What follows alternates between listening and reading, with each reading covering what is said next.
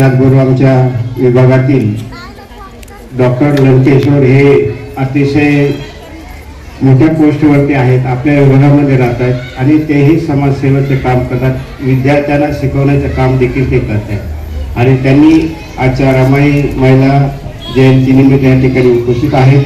मी त्यांना विनंती करेन की आपण 2 शब्द बोलावे.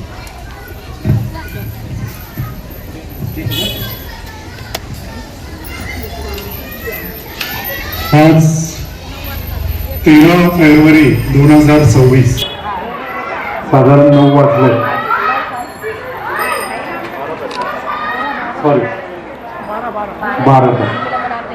12 फेब्रुवारी 2026. उद्या एक माझं लेक्चर आहे, तिथे डोक्यात 13 तारखेचं असल्याने मी 13 बोललो.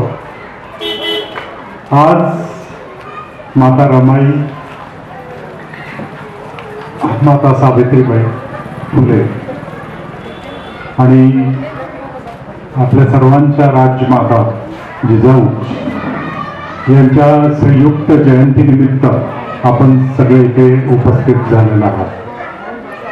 त्याचबरोबर मनस्पर्श समुपदेशन केंद्र अतिशय जिव्हाळ्याचा विषय या समाजामध्ये आणि फार महत्वाचा असा आहे.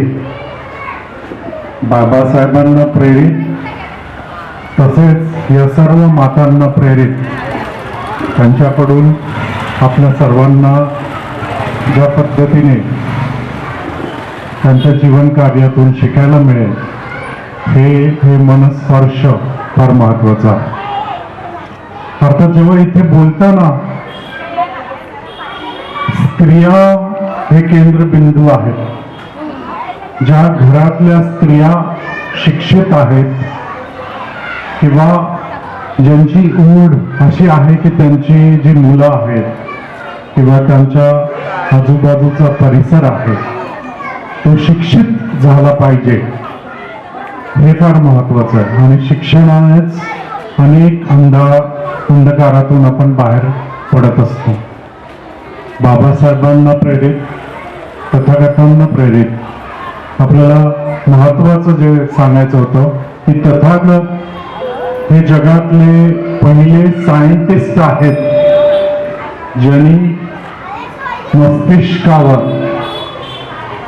बोललेलं आहे.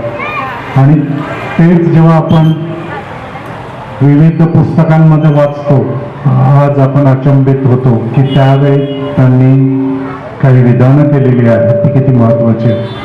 त्यामुळे शांती ही फार महत्वाची आहे. कठीण समय मन शांत असेल तर पुढचे कार्य खूप सोप्या पद्धतीने साध्य होतं. आणि हेच सांगत असताना मी नेहमी बोलतोय की फक्त शिक्षण करून किंवा एक छोटीशी नोकरी शोधून आपलं काम संपणार नाही.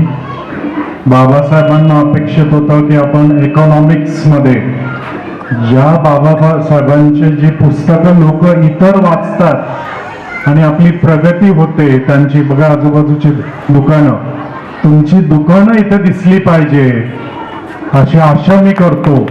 आणि बाबासाहेबांच्या विचारांवर आपण चालून हे नक्कीच साध्य करू. व्यसन, मानसिक तणाव, त्याच्यासाठी शिल्पा कांबळेताई काम करतायत. मी पण त्यांना नक्कीच मदत करेल. मी समोरच आहे त्यांच्या सेंटरच्या जवळ, मध्ये मध्ये त्यांना जाऊन भेटेलच मी. पण तुम्ही पण योग्य त्यांचा ॲडवाईस घेण्यासाठी फार गरजेचं आहे की शिक्षित माणसाच्या पाठीमागे तुम्ही सतत राहा, तर तुमची प्रगती नक्कीच पुढे होणार. शिक्षित माणूस नेहमी राजकारणच विषय करतो असं काही नाही. त्यामुळे शिक्षित माणसाच्या मागे राहून त्याचे विचार ऐकून त्याच्यावर चालण्यासाठी प्रेरित व्हा, एवढंच सांगून आजचे 2 शब्द मी संपतो. धन्यवाद. धन्यवाद डॉक्टर साहेब.